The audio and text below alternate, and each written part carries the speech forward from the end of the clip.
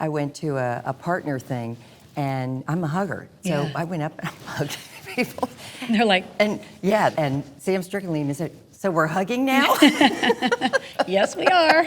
So we felt, oh, this is going to be different. This is Yeah. awesome.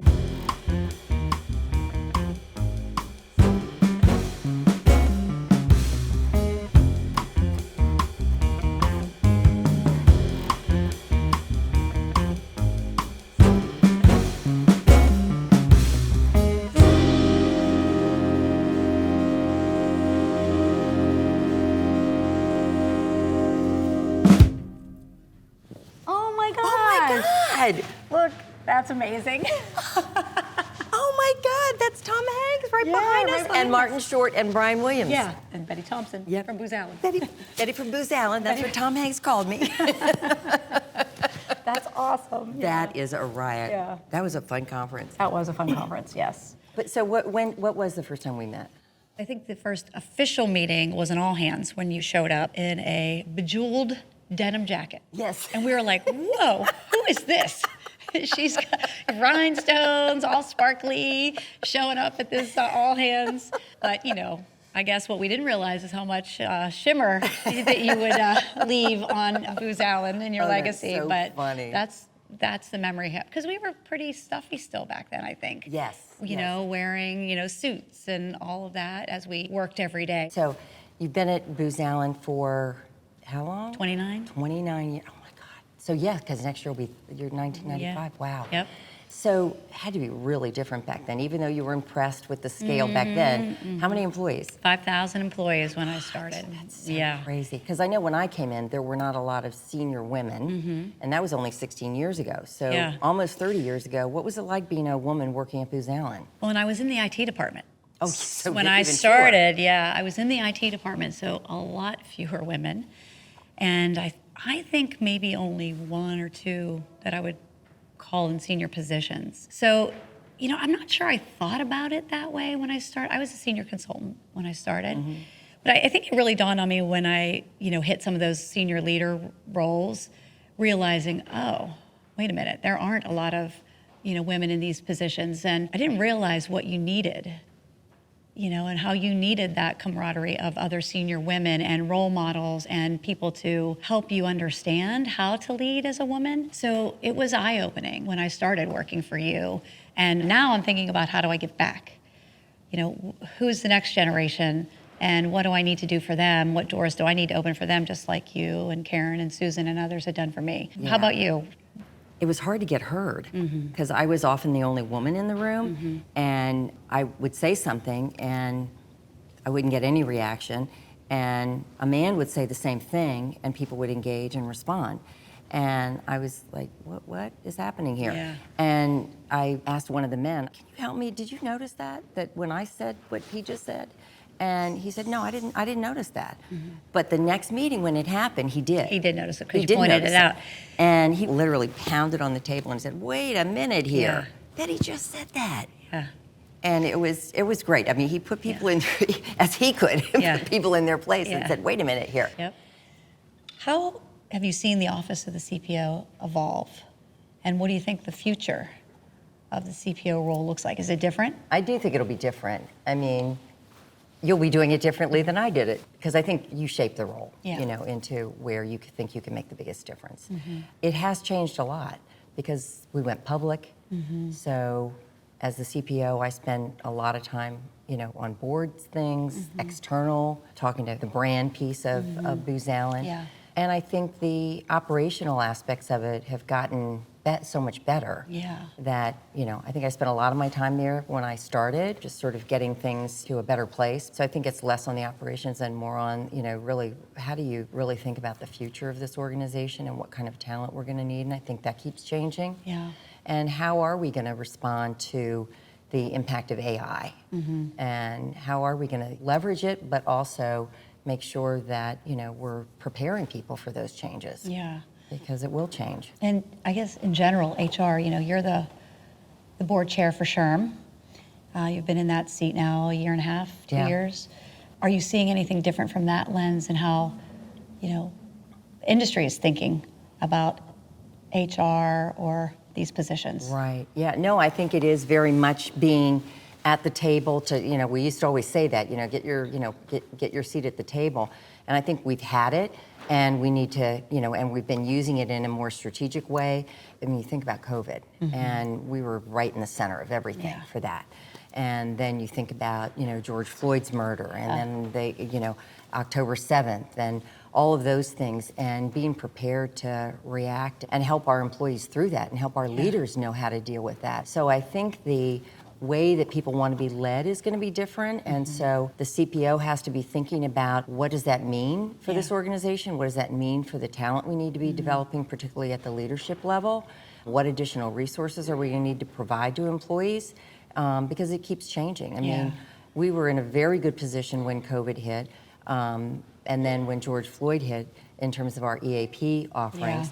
But I think you hit. ways. I think you hit it there. Everything that you just highlighted has fundamentally changed the role.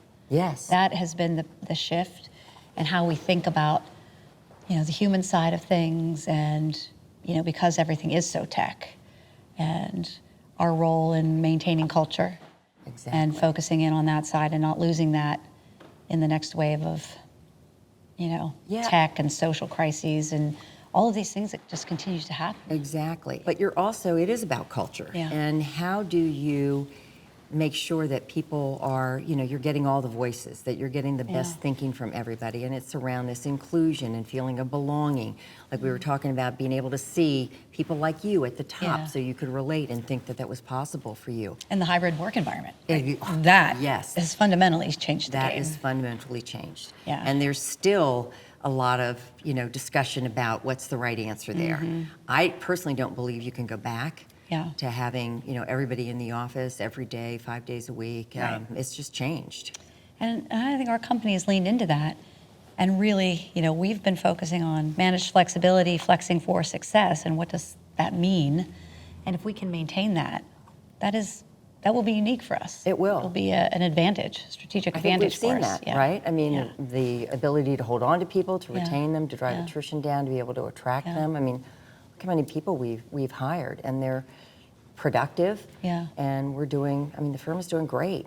And I think it's because we have maintained a more flexible position than a lot of other companies. Yeah. Is there a certain skill set that you think is most important in the future leaders of the firm that apply to the CPO position, or any other position for that matter? I think it is about developing people and making sure that your legacy is the people that you have developed, that you have given opportunities to, that you have advanced, that you have challenged. Yeah. And I think that's always been hard. It's hard in every organization, but it's really critical to have that succession. And a lot of times people want to, they just want to hold on to that because that's your power.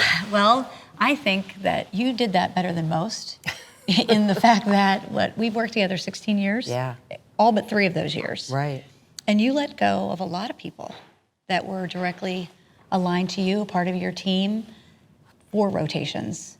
And I was one of those people that I rotated out and was able to do something different. Thankfully came back. Do something different for 3 years and then came back. And, but that's a hard thing for people to do. It is. To let talent and good talent go and try something else. Yeah. What advice would you give to working moms? Ask for help. Yeah. It's amazing how much people want to help you. And telling somebody, look, I got to get out of here. I've got to pick up my kid. They're sick, those kinds of things. I think a lot of people try to not ask for help, especially women. Yeah. And so I think asking for help, people want to help you. And people want to see you be successful and help you sort it out. And go ask other women what they did. How did they make it work? I think that's true. I mean, a lot of people ask me why I've stayed so long. And I think a lot of the reasons is that flexibility to be able to navigate the kids, life, and all of those types. It makes a big difference when you have a good company. Oh, that yeah, you're working absolutely. for. What's in the future? You've been very busy, big family, working all the time. Are you ready? I think so. Are you really ready to decompress? I really am. I don't know if I'll decompress, but I am ready to do other things other than work all the time. Yeah. So you've also had the role to think about succession, not only for your role, but for the firm at large.